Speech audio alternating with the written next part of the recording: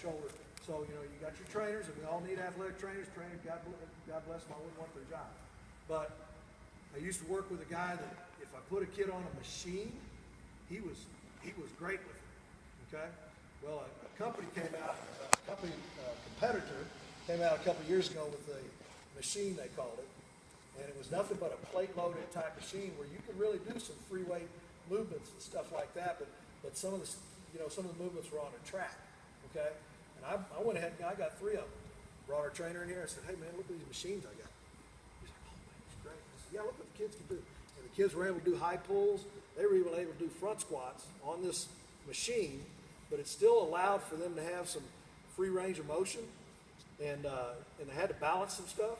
But the fact that it was a structured frame, it was still plate loaded, and I called it a machine. Trainer was good with it. You know? One for yachts. Okay, so we're going to train with barbells and dumbbells primarily. Even if a guy's hurt, they know.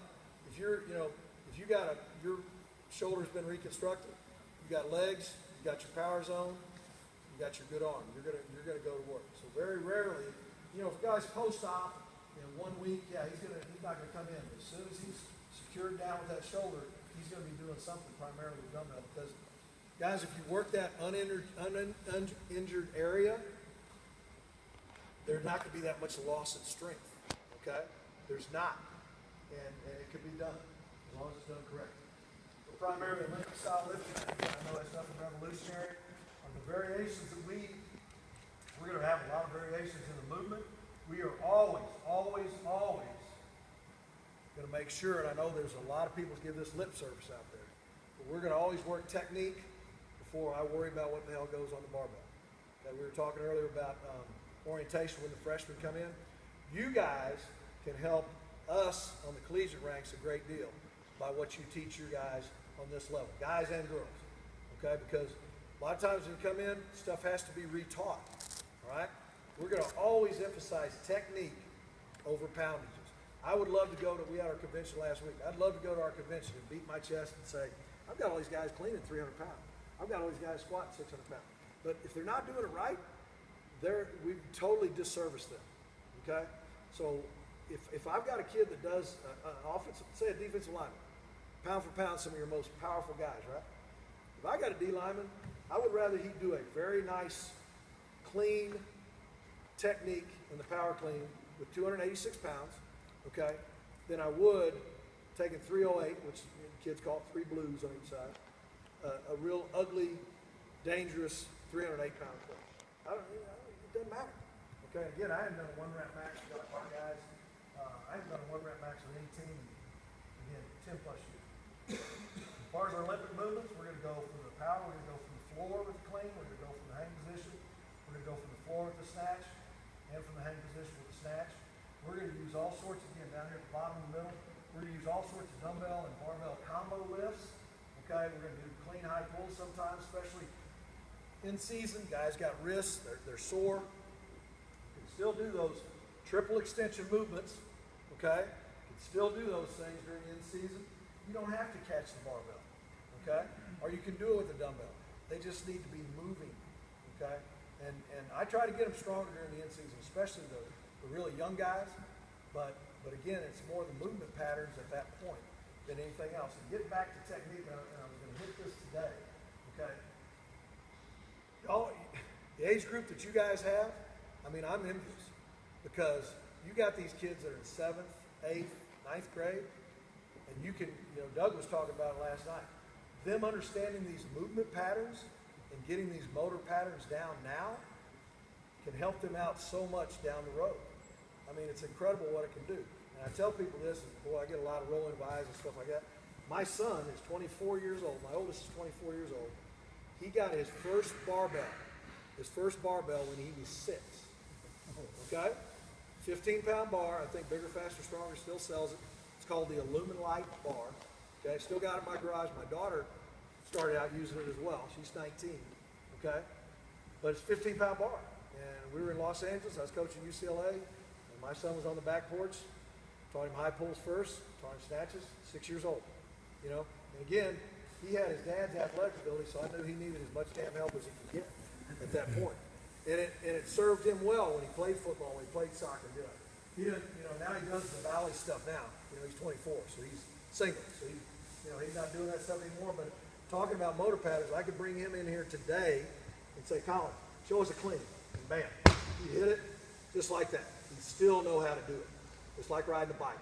And you guys have the ability, especially with your junior high kids, to teach them this stuff, and it can carry them through athletically for a long, long time.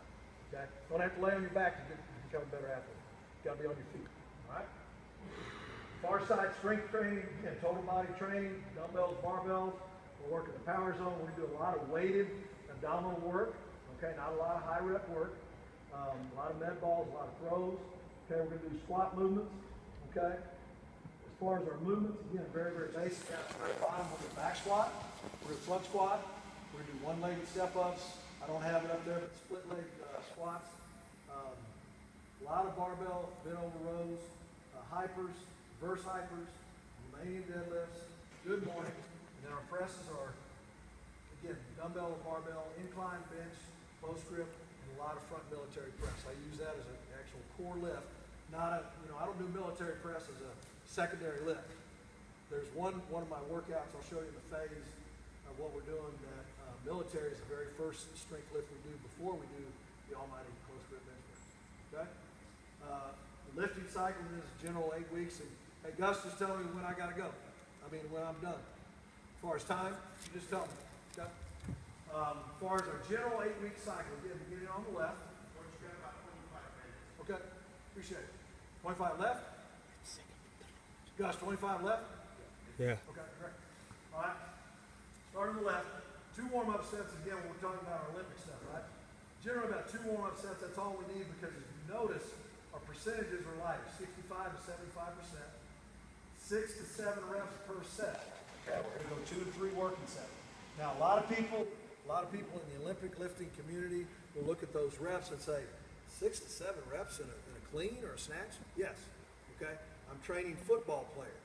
I'm training athletes. I've done this. And by the way, this lifting stuff, this can be applied to other sports too.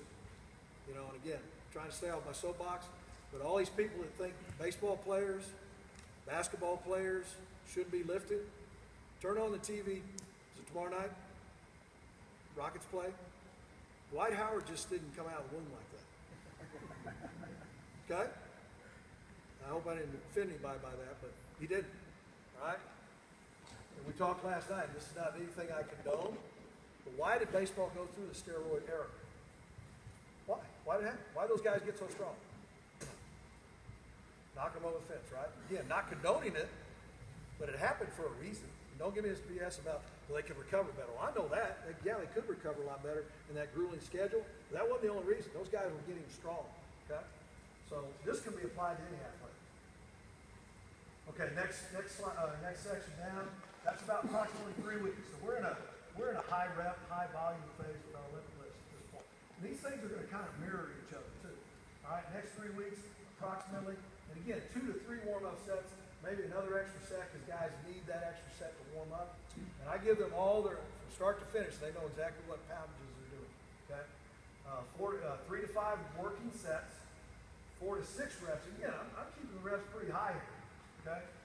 75 to 85%, right about 3 weeks. Okay? Last part of the summer, and my winter kind of marries this as well. Last part of summer, 2 to 4 warm-up sets. Some guys need 5. Okay? 3 to 5 working sets, and now we're down into 2s and 4s for 2 to 3 weeks. We're to 80 to 95%, and that's as heavy as we're going to go. Okay, now I understand wanting to keep the players motivated by letting them go heavier, okay? But as soon as we see that technique dropping off, and again, you guys got to understand, this is not lip service on my part. I have a lot of guys that leave my weight room really pissed off at me, okay? But they're walking out, okay? Somebody's not helping them out. If you know what I mean? So I'm going to cut them off if things start looking bad. I'm just going to cut them off. So we're down into 2 to 4 reps. When we get to that 2 rep time period does not last very long.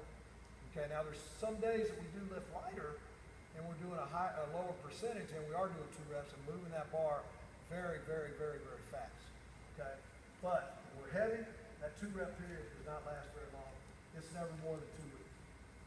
Okay, our squat movements. And again, these things are going to kind of mirror each other if you look at it real close. Okay, 2 to 3 warm-up sets, 2 to 3 working sets, 8 to 10 reps per set at 50 to 70%. 2 weeks, really, really high volume, hypertrophy. We're trying to get those muscles bigger. The leaner that muscle can be, the bigger it can be, the more force you got behind it. Okay, so let's talk about kickers. Okay, our kickers. Hey, you're looking at what our kickers do in the summer and our quarterbacks do. Now, I'm not a dumbass. As we get closer to starting practice, I'm going to back off of those kickers, okay? Number one, because it gets into their head, right? And they got one thing now. They got to kick it into the end zone on a kickoff. They got to kick it between two uprights, and they got to place that ball and they punt. So I'm going to get to let them. I'm going to back off of them the legwork when time comes for them to start doing it. But kids for the Eagles right now, Cody Parker, had it with Auburn. One of the greatest workers I've ever had. I mean, he came in, he would have tackled. You talk about a kicker talking shit to people. But he was a 250-pound power cleaner at about 160 pounds. Okay, not too bad. Next phase, we're going to 6 to 8 reps. Again, pretty high reps, 3 to 5 working sets. We're going to go about 3 weeks at 70 to 75%. This is where you make a lot of, to me, this here and this right here is where you make a lot of those long-term gains that are going to be with you in the fall. Okay, and that's another thing I'm after. I'm not trying to get them to August and we're doing this in August. I want to continue that upward peak as we get through 2-a-days and into the season. These 2 middle ones right here is where, in my opinion, you build a lot of long-term strength. Okay, again, down towards the end of the summer, 2 to 3 warm-ups, 3 to 5. This is where you get a lot of strength done too. Those sets of 5. And again, Yancey and these guys, may agree or disagree with me. Sets of 5 in strength work, you hold on to a lot of strength for a long, long time. There's an old workout sequence, 5x5, 5 working sets of 5 reps. I'm sure many of you have done it. That stuff's a bitch though, but you retain a lot of strength. And I understand the kids want to go heavy, but again, those 3 reps, we're not spending a lot of time with those 3 reps. Especially in a lift like the back squat or the front squat, it's almost time to practice. And I got to go explain to my head guy that yes, look, that coach hurt his back. Okay, they're getting deep, but again, I don't pay a lot of lip service to the whole thigh parallel thing. Those thighs are parallel to the floor, whether we're stepping up, front squatting or back squatting. And I tell the kids, the lower the better. The lower you. I tell them this. I'm not into a lot of cliches and rhymes and reasons and stuff. The lower you go, the more you grow. Okay. Just, again, look at Olympic lifters. Look how they front squat. Look at their legs. Not just their quads. Look at their ass. Look at their lower back. And look how deep they're squatting. Do the math. It works out. Upper body presses. Don't want to spend a hell of a lot of time here. But you have to have it. You have to have that upper body strength. Again, we're going to mirror each other all the way through here. 1 to 2 warm-up sets. And the reason I got 1 to 2 warm-up sets here, if we're doing a total body workout, I don't need a lot of warm-up sets here because we've done this, now we're here. They don't need a lot of warm-up sets for bench press, okay, or a lot of reps. When we're warming up here, our warm-up sets are generally sets of 2. I'm not going to do a lot of warm-up reps for squats after we've done this. I'm not going to do a lot of warm-up reps for pressing after we've done these 3. So we get through our warm-ups really, really fast, okay? 8 to 10 reps, again, mirroring the strength stuff. Middle phase, 5 to 7. We're going a little bit heavier and lower reps in this phase than we are in this one because, again, you play on your feet. I want long-term strength here, okay? Part of this is motivation as well, okay? Anytime you're working sets of 5 and you're in that 80% range, you're building a lot of strength, okay? To me, that's the key for strength.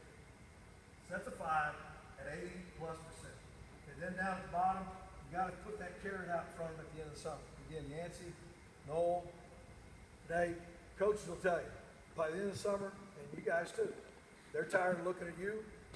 I'm tired of looking at them, right? Got to have something. So if we're going to heavy press, get some jazzed up, so be it. All right? Last thing, complimentary stuff. Can't get enough of this type of stuff. This is extremely important. Generally at the top, no warm-up sets. We've already done this. Okay? Now we're into this. We don't need any warm-up sets. I always tell the guys we're doing a tricep exercise. We've already done all this stuff. You See that one guy, and he's over there and he's doing tricep